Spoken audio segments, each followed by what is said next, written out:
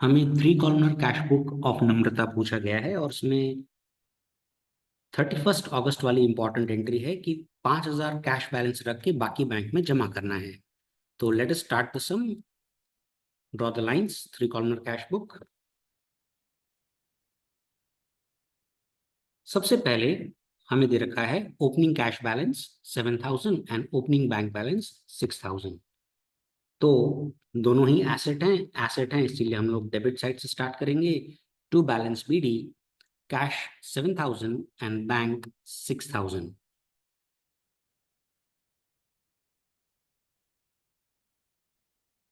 फिर हमें दे रखा है कैश परचेजेस। जब आप गुड्स परचेज करते हो तो cash goes out of the business. तो 6,000 रुपए कैश कम हो गई, cash goes out. Payment side लिखेंगे 3 अगस्त बाय परचेज, कैश कॉलम। और 3 अगस्त को हमने गुड्स सेल भी किए हैं तो cash comes in the business. 7,000 will write from the receipt side to sales in cash column 7,000। Now 5th August is most important entry. It's a contra entry. Contra entry is recorded on both the sides of cash book. ये खास बात है। तो दोनों side date लिखें 5th August। अब आपने 3,000 rupees deposit किया है बैंक में, तो एक बैंक अकाउंट नजर आना चाहिए और एक कैश अकाउंट नजर आना चाहिए। अब हमारा पूरा फोकस ये होता है कि बैंक इज द रिसीवर और बैंक इज द गिवर। अभी आप कैश डिपॉजिट कर रहे हो बैंक में, so cash goes into the bank, correct? Bank is the receiver. Bank is the receiver. Agreed? So receipt side bank column में ये amount लिखेंगे, रिसिट साइड बैंक कॉलम में ये अमाउंट लिखेंगे। अब ऑपोजिट साइड ऑपोजिट कॉलम पे जाएंगे। Opposite side receipt का opposite side payment side, bank का ऑपोजिट कॉलम कैश कॉलम। तो यहां पर लिख लेंगे 3,000 ऑपोजिट साइड ऑपोजिट कॉलम। अब ये बैंक का कॉलम है तो यहां लिखेंगे टू कैश। कैश का कॉलम है, यहां लिखेंगे बाय बैंक। और एलिफ में लिखेंगे C. That means contra entries are never posted in ledger, इसीलिए एलिफ में सी लिखा जाता है। Next is, as more funds are required in the business, a loan of 5,000 is taken from Prabhu. Now we have taken a loan, cash comes in the business, right? Receipt side आएगा। अब हमने loan लिया है तो to loan लिखना है। सिर्फ to प्रभु लिखेंगे नहीं चलेगा, प्रभु लोन लिखोगे चलेगा। What matters is the loan शब्द होना चाहिए, right? In cash column 5,000।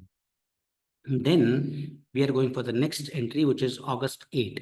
Goods of 3,000 sold to Mansi at 10% cash discount. Mansi issued check for the necessary amount which is deposited in the bank. Now when you sell the goods, आपको पैसे मिलते हैं, you write it on the receipt side. अब क्योंकि cash transaction है तो name is to be ignored, you will not write Mansi, you will write sales. तो receipt side आप लिखोगे टू सेल्स। कैलकुलेट ऑन करें, कैश डिस्काउंट है राइट, जो हम दिखाते हैं। 3,000 टाइप करें कैलकुलेटर पे, इनटू का बटन दबाएं, 10% का बटन दबाएं और वो डिस्काउंट में लिखें। फिर माइनस इज इक्वल टू दबाएं। जो आंसर आता है वो बैंक कॉलम में लिखें क्योंकि चेक मिला है और वो चेक हमने डिपॉजिट किया है बैंक में। Next is goods of 7,000 purchased from Drivij and 50% of the amount is paid immediately by cash. अब 50% अमाउंट ही पे किया है। लॉजिकली ये पार्टली कैश पार्टली क्रेडिट है तो पहले फुल परचेस बुक में जानी चाहिए। और हम पेमेंट कर रहे हैं 3,500 रुपीज, विच इज 7,000 का 50%। पेमेंट साइड आना चाहिए, यहाँ पर बाय द्रिविज आना चाहिए कैश में। पर टीचर्स आपको बाय परचेज लिखवाएंगी तो हैशटैग रिस्पेक्ट में परचेज लिखना, वरना लॉजिकली तो द्रिवेज आना चाहिए क्योंकि परचेज ऑलरेडी परचेज बुक में रिकॉर्ड हो गया होगा हाफ कैश हाफ क्रेडिट में। पर टीचर्स बोलती हैं कि यहाँ पे परचेज लिखो तो हैशटैग रिस्पेक्ट, टीचर बोलती है परचेज तो परचेज लिखना है। करेक्ट है द्रिवेज लिखना। अगर आपकी टीचर द्विवेद ही सिखा रही है तो दी बेस्ट है, but generally most of the classes में यहाँ पर बाय परचेज ही सिखाया जाता है तो आप परचेज लिखेंगे। करेक्ट द्विवेद लिखना है क्योंकि हाफ कैश हाफ क्रेडिट में हम लोग ऑलरेडी ये चीज परचेज बुक में रिकॉर्ड कर चुके हैं। सैलरी 3000 पे किया है, वेजेस 500 पे किया है, स्टेशनरी 200 पे किया है चेक से। तो ये सारी की सारी पेमेंट्स हैं, पेमेंट साइड आएंगी। By salary in bank column, by wages in bank column, by stationery in bank column. Next is 14th August, commission and brokerage received by cash.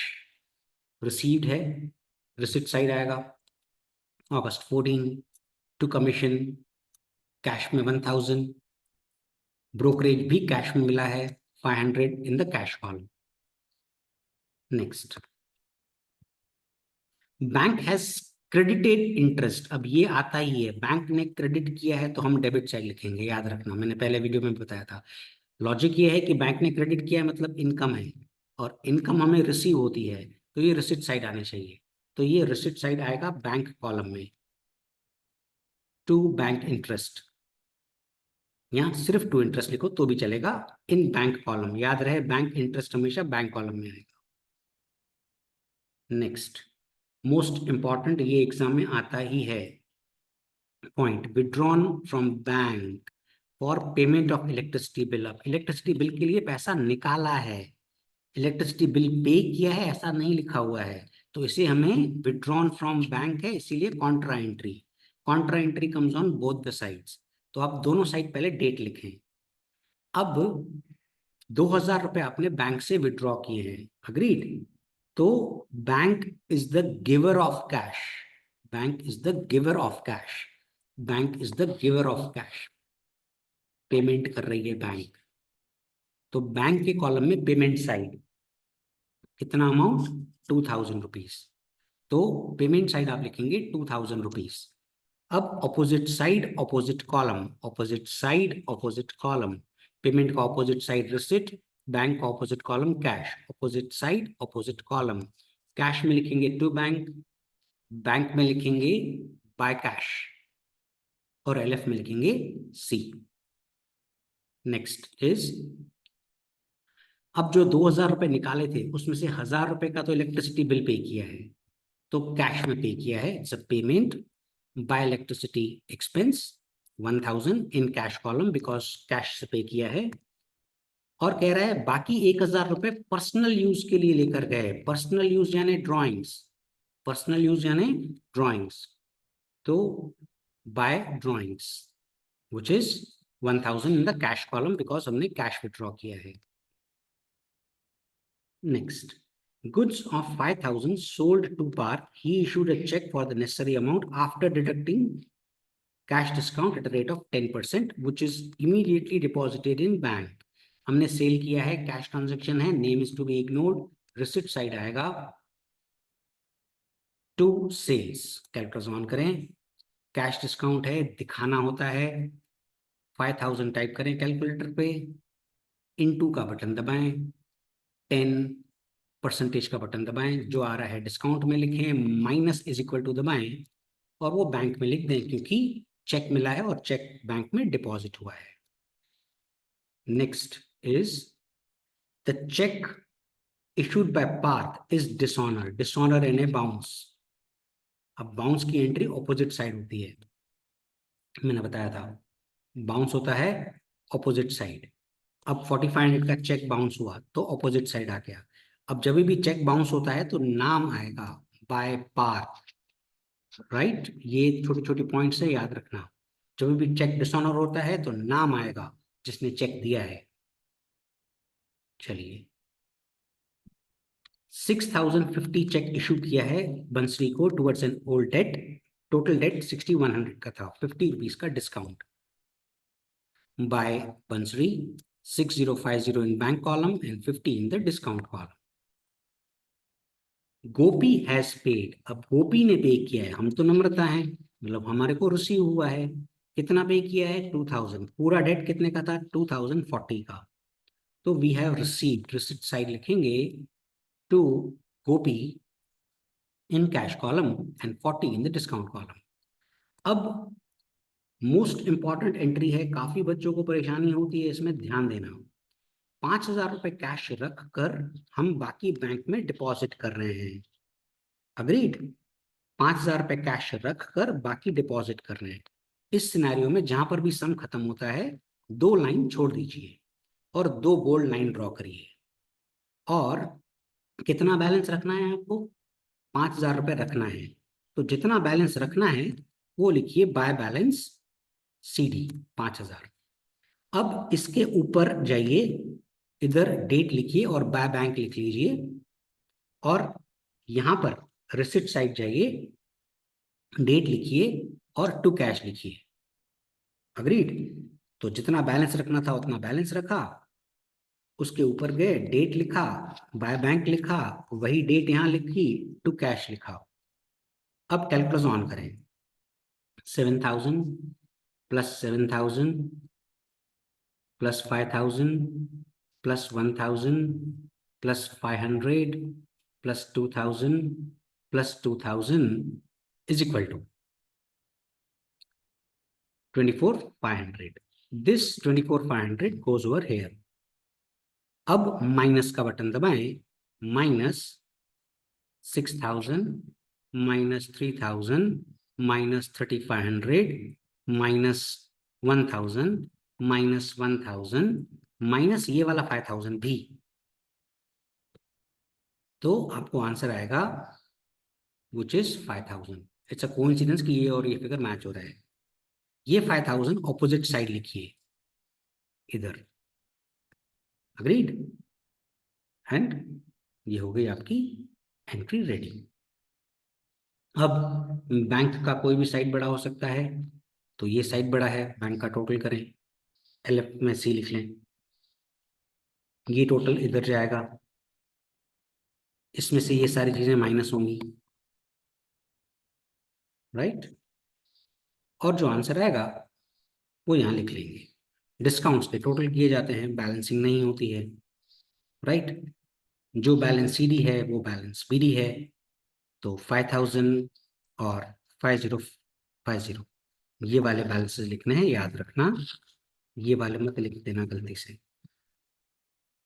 ये सेल्फ लर्निंग का सम है, सेम गाइडलाइंस पर है।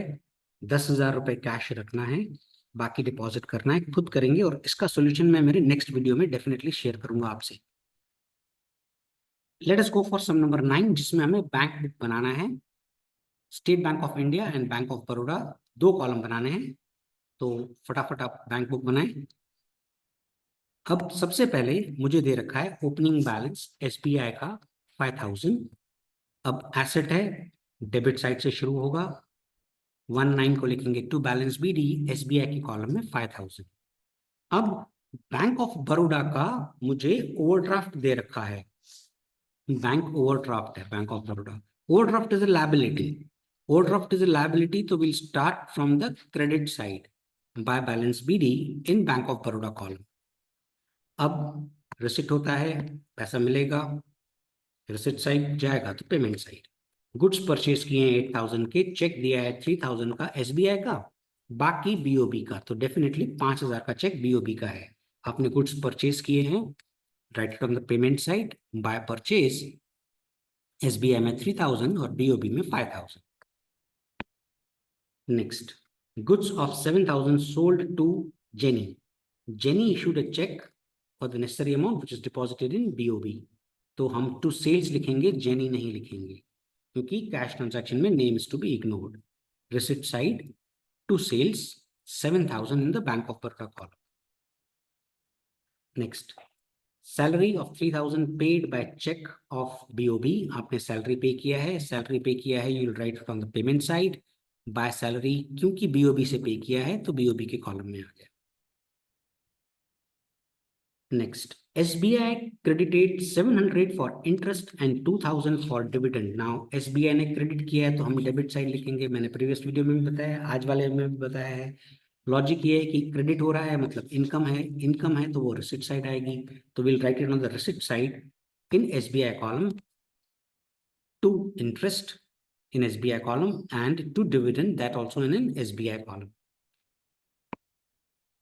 Next, 1,500 withdrawn from bank for personal use। इसको Contra entry मत समझ लेना भाई, बैंक बुक है पहली बात तो।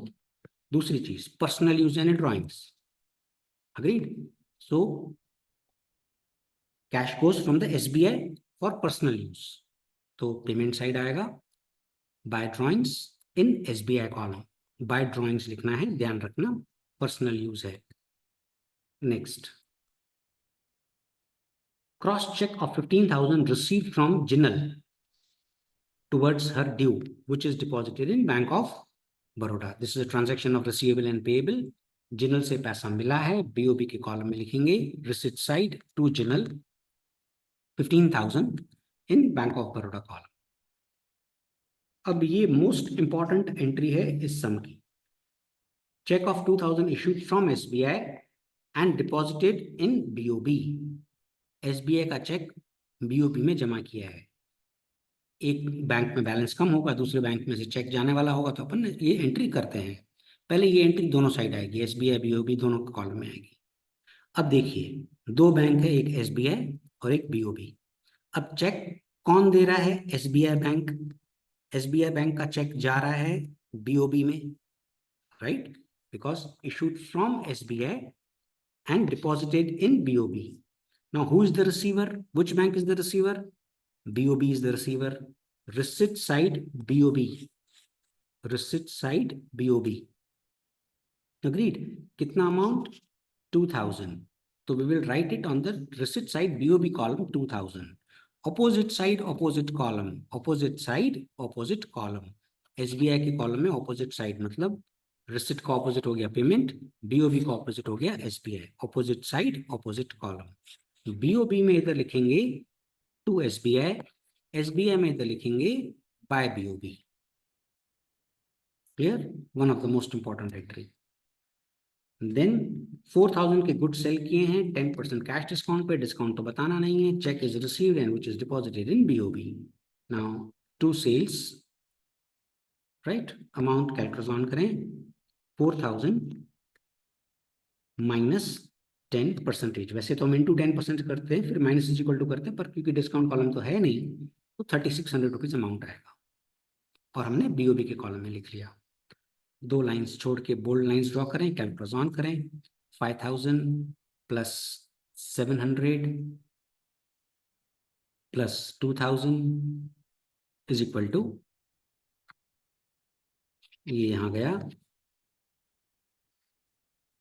minus 3,000 minus 1,500 minus 2,000 is equal to, तो बाय बैलेंस बीडी सीडी। अब और क्लियर करें, रिसिट साइड बड़ा है बीओबी का, वो टोटल करें 7,000 plus 15,000 plus 2,000 plus 3,600 is equal to, goes this side, minus 4,000 minus 5,000 minus 3,000 is equal to, and you will get 15,600। जो बैलेंस सीडी है वो बैलेंस बीडी है, राइट। अब इस पर बेस्ड ऐसा एक सम है सेल्फ लर्निंग का, जिसका सॉल्यूशन मैं मेरे नेक्स्ट वीडियो में शेयर करूंगा। कर लेना। Wish you good luck.